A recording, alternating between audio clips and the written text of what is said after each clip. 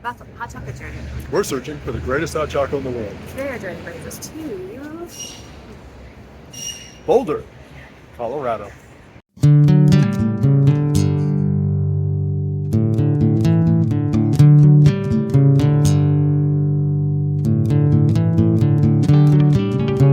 Hi, Janet and Bo from HCJ again. We're in the Rockies for a book awards banquet.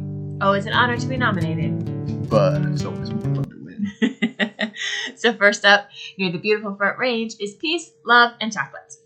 Promenade chocolatier vibe. Pearl Street is great. Partly because of places like this. Cool, eclectic vibe. And the hot chocolate is good. More bitter than sweet, but just sweet enough to be good. Really nice quality chocolate, too. Next up, Capital One Cafe. What's in your wallet? A nice milky hot chocolate with a hint of cinnamon. In a modern professional vibe cafe.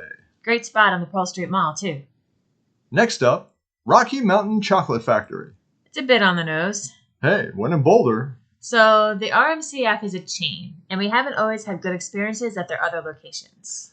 But we figured we'd try it. After all, Dunkin' Donuts is better when you're in Massachusetts, and Starbucks actually has a drinkable hot chocolate at its flagship store in Seattle. And as it turned out, 3 for 3.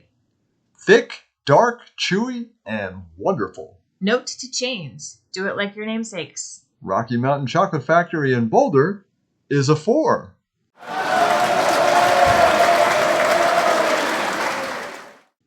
We hope you'll join us on our hot chocolate journey by checking out our upcoming YouTube videos and Instagram posts.